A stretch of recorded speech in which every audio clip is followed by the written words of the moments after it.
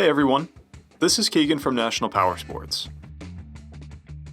This 2010 Can-Am SPYDER RS SE5 with 12,066 miles passes New Hampshire State inspection and runs well. It comes equipped with ABS, traction control, and reverse. It's been upgraded with JL audio speakers, JL audio subwoofer, JL audio dash speakers, passenger backrest, and a custom heat shield.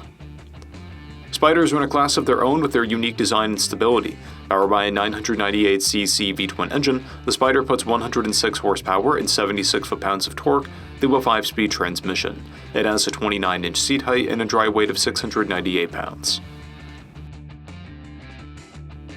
To see everything we know about this vehicle, including full mechanical and cosmetic condition reports, the service repair order, high-resolution photos, and more, please visit the listing on our website.